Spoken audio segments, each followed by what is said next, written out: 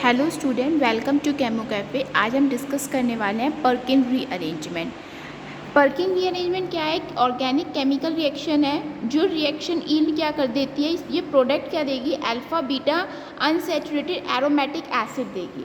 मतलब alpha beta unsaturated होगा aromatic acid. तो पर्किन रिएक्शन का मैकेनिज्म जो होता है वो इंक्लूड करता है रिएक्शन बिटवीन एरोमेटिक, हम एल्डिहाइड लेंगे और एक एलिफेटिक एसिड लेंगे, एक बेंजीन रिंग वाली लेंगे और एक नॉर्मल चैन वाली हम लेंगे एलिफेटिक एसिड एनहाइड्राइड। तो किसके प्रेजेंस में हम ये रिएक्शन करवाएंगे? एल्कली सॉल्ट के प्रेजेंस में करवाएंगे ऑफ एसिड। तो वो क्या देगा? सिनेमिक एसिड डेरिवेटिव देगा। एल्कली सॉल्ट जो होता है ये किसकी तरह एक्ट करता है? Act as a base catalyst की तरह एक्ट करता है। तो रिएक्शन को समझते हैं स्टूडेंट। हमने यहाँ पर एरोमेटिक बेंजल्डिहाइड लिया है, बेंजीन रिंग पे क्या है? CHO ग्रुप जुड़ा हुआ है। ठीक है, पर्किन रिएक्शन जो होता है, एक तो हमने एरोमेटिक एल्डिहाइड लिया है, दूसरा हमने क्या लिया? एसिटिक एनहाइड्राइड लिया है। एसिटिक एनहाइड्राइड का फॉर्मूला क्या होता है? CH3COOCH3 होता है। जब हम इसकी रिएक्शन हम किसी सोडियम एसीटेट से करवाएंगे, सोडियम एसीटेट क्या है? CH3COONA। तो क्या होगा स्टूडेंट? दो प्रोडक्ट फॉर्म होंगे। एक तो क्या प्रोडक्ट फॉर्म होगा? एसिटिक एसिड फॉर्म्ड होगा, और एक क्या फॉर्म्ड होगा? सिनेमिक एसिड जो है वो फॉर्म्ड किया जाएगा। तो ये है उसकी रिएक्शन पर्किन रीअरेंजमेंट की। अब इसके मैकेनिज्म को हम डिस्कस करते हैं। ओके, अब मैकेनिज्म में हम सबसे पहले क्या करेंगे, आपको पता है कि किसके प्रेजेंस में ये रिएक्शन हो रही है? Sodium acetate. इसको ब्रेक डाउन करके लिखेंगे, उसका नेगेटिव पोर्शन और पॉजिटिव पोर्शन को लिखेंगे। ऑक्सीजन पे आपको पता है नेगेटिव होता है, इसे हम बोलते हैं एसीटेट आयन, और सोडियम पे क्या चार्ज है? पॉजिटिव चार्ज है। स्टेप 2 में क्या करेंगे? जो एसीटेट आयन है हम उसकी रिएक्शन किसके साथ करवाएंगे?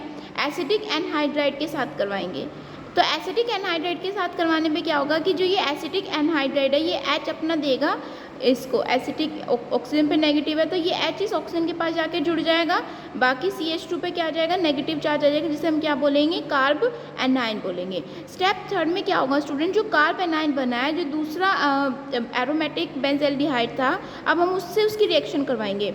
इस कार्बन पे तो नेगेटिव है, इस कार्बन पे यहाँ पर पॉजिटिव है, इस ऑक्सीजन पे क्या है? नेगेटिव। तो ये कार्बन जो है इस कार्बन के पास जाके क्या हो जाएगा? जुड़ जाएगा। तो ये ऑक्सीजन जो डबल बॉन्ड है ये किस में कन्वर्ट हो जाएगा? सिंगल बॉन्ड में कन्वर्ट हो जाएगा। उसको हम क्या बोलेंगे? एल्कोक्साइड आयन बोलेंगे। देन हम इसकी रिएक्शन किसके साथ करवाएंगे?